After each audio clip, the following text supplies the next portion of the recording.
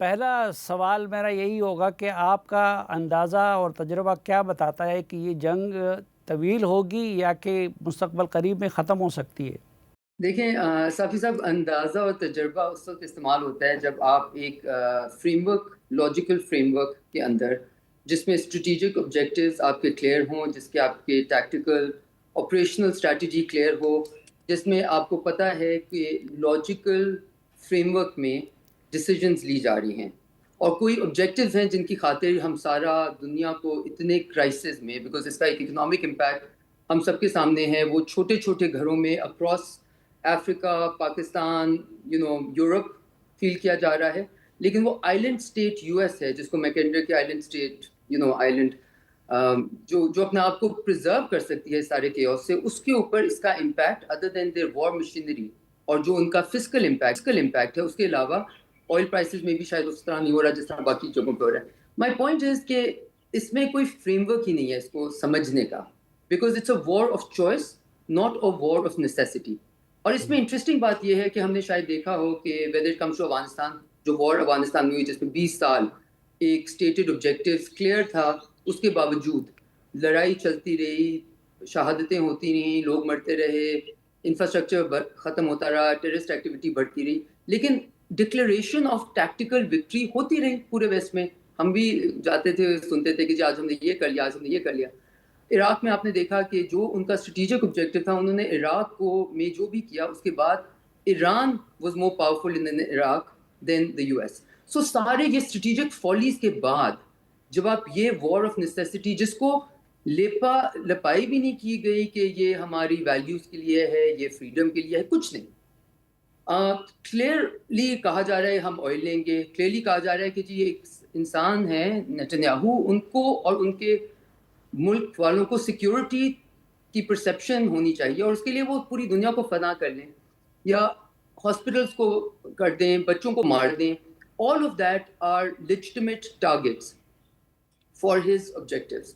So it's really remarkable, because میری living history میں I think as we گرو آن، میں پچھلے 2 سال سے شاید یہ کہہ رہی ہوں کہ لیونگ ہسٹری میں ہم نے یہ نہیں دیکھا، یہ نہیں دیکھا، بیکاز تھنکنگ دا امپاسبل کی دنیا میں ہم رہ رہے ہیں، جہاں پہ دیر از نو لاجک، دیر از نو فریم ورک، دیر از نو انٹرنیشنل آرڈر، دیر از نو ورلڈ پیس کی even the pretense of that, okay, even the pretense. jab I think his name is Witkoff, the US ambassador to Israel, نے یہ کہا، اس نے کہا ہم نے آپ نے بچوں کو مار دیا ہے، آپ نے غازہ میں یہ سب کچھ کر دیا، اور کیا آپ کا greater where will this end the expansion of Israel and what about the Arab states. تو اس نے کہا so what, all of them. اس نے کہا that means that وہ پلان تو اس کا مطلب ہے کہ all of greater Israel would require all of the Arab states. He said yes, so all of them. So what does it matter? So it's really remarkable as to what is happening and how it's happening. And what is the cost of it? دنیا کے لیے بھی، امریکہ کے لیے بھی، Europe کے لیے. اور یہ جو چینج آف آرڈر ایک ہونا تھا نا دنیا میں، جو آہستہ آہستہ آلموسٹ ہو رہا تھا، ایک ریسیڈنگ پاور تھی، ایک ایمرجنگ پاور تھی، اور ریسیڈنگ پاور کے پاس ابھی تک ہیجمونک فل کنٹرول تھا، بیکاز آپ ان کی ملٹری بیسز دیکھیں، آپ ان کی ملٹری آؤٹ ریچ دیکھیں، آپ ان کی ابیلٹی ٹو گیو ہارم دیکھیں. لیکن اب اس ہیجمونک پاور نے خود اپنا ایک وہ جو pretence of hegemonic power, of unique power, world order تھا، اس کو خود ایک crashing sort of crash landing اس کی ہو رہی ہے.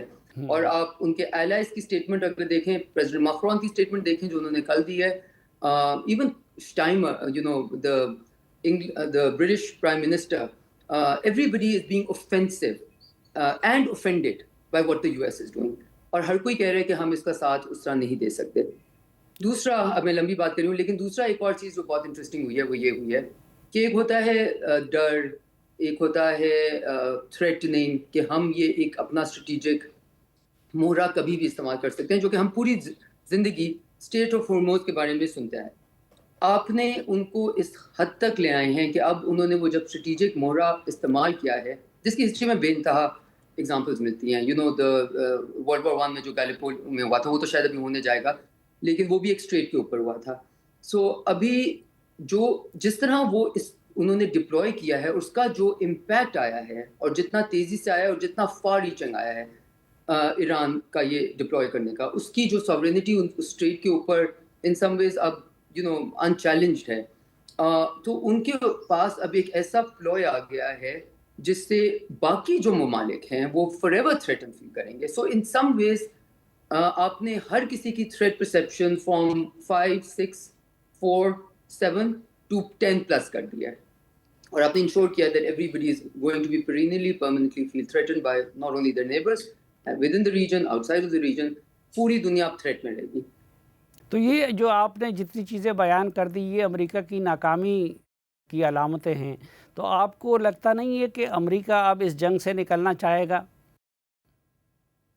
دیکھیں میرے خیال سے میں بڑی انٹرسٹنگ ہے, کئی دفعہ آپ ہسٹری میں دیکھیں نا, ایک ان کے نیشنل سیکیورٹی ایڈوائزر ہوتے تھے جو بڑے سیلیبریٹڈ تھے 2012 میں برزنسکی. انہوں نے ایک انٹرویو میں کہا چارلی روز کو کہ ہم ہر پریزیڈنٹ اب ایران میں جانے کی خواہش تو نہیں رکھتا, بٹ اس کے بریف میں کہیں نہ کہیں ہوتا ہے کہ کیا. اور انہوں نے اس کا کہا, جب انہوں نے اس کا امپیکٹ دیکھنا شروع کیا تو انہوں نے ایگزیکٹلی یہ بات کی کہ کیا ہم ایران ہمیں ہرا نہیں سکے گا, پرابیبلی ہمیں بہت زیادہ ڈیمیج نہیں کر سکے گا, لیکن وہ پورا کا پورا اسپیس آف وارفیئر کو انلارج کر سکے گا. اور دوسرا اکنامکلی انہوں نے اسٹریٹ آف ہارمز کی بات کی کہ وہ کتنا زیادہ اس کا امپیکٹ ہوگا on every one, on literally every country in the world. And interestingly again history کی بات, جب ایران عراق وار ہوئی اور ان کے اوپر آپ کو یاد ہے عراق نے ناؤ ہسٹری ٹیلز اس کہ American manufactured provided chemical weapons بھی وہاں استعمال کیے.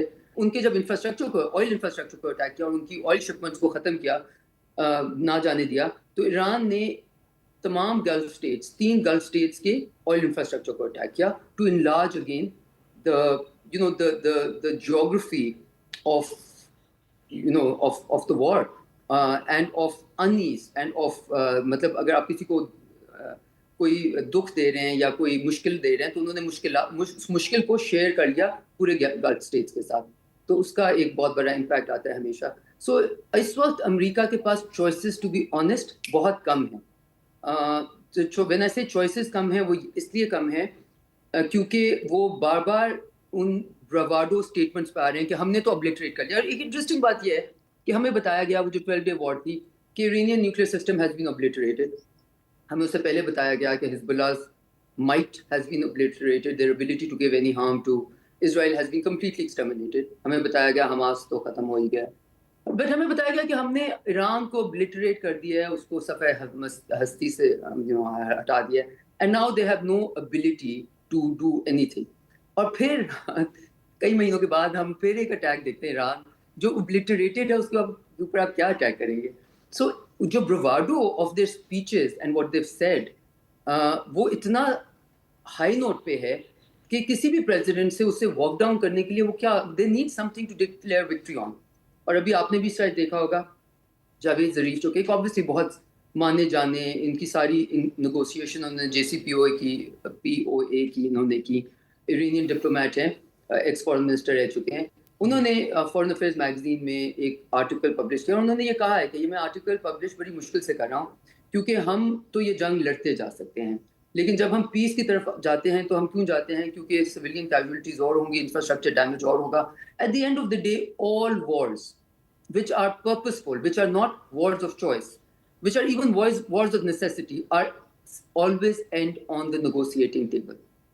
اس وقت امریکہ اس وار میں گیا تھا ایکسپیکٹنگ کہ 2 دن کے اندر اندر ہم خامنئی کو لیں گے, ہم ان کی ٹاپ لیڈرشپ کو ختم کر دیں گے, اور ہم سڈنلی ان کو بتایا گیا کہ ایرانینس ویٹ کر رہے ہیں with open arms and flowers in their hands کہ امریکہ آ کے ہمیں لبریٹ کرے.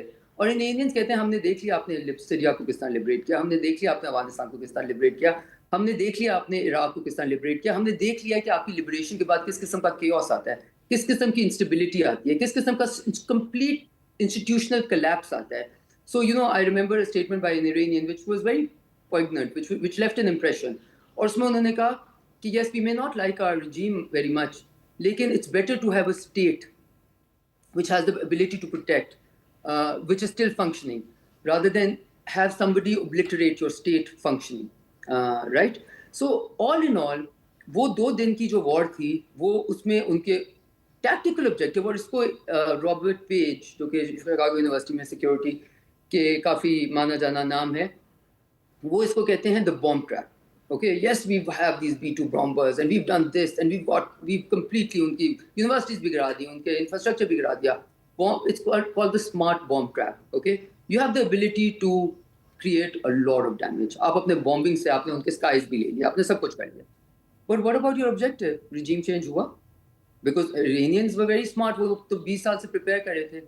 उन्होंने एक mosaic defense strategy in place थी और पूरी दुनिया शॉक में आ गई because जब उनके पूरा का पूरा first, tier of leadership in some ways, with Khamenei going and many of their military leaders going, everybody thought the regime, their ability to function will collapse. और क्या देखा कि उन्होंने एक मोज़ेक स्ट्रैटेजी रखी हुई थी जिसमें हर किसी को ऑर्डर्स थे कि वो अपनी अपनी जगहों पे जो करने की जरूरत है, which was pre-planned, and they kept on giving harm and they kept on enlarging the circle of harm. So it's remarkable. और इसमें सलीम साहब क्योंकि because I think this is a very important point, हमारी गल्फ स्टेट्स, अरब states के साथ absolute sympathy है और होनी चाहिए, और पाकिस्तान की स्टेटमेंट्स ये दोहराही बार बार दोहराती हैं कि हम ये बिल्कुल इस चीज़ के हक में नहीं है कि वो इस चीज़ के लपेट में है. बट फॉरेन इंटरनेशनल रिलेशंस में, इंटरनेशनल लॉ में मिलिट्री बेसिस जहाँ से आपके मुल्क में अटैक हुए, वो in some ways legitimate, not in some ways, but they are legitimate targets because you're being attacked from exactly the same.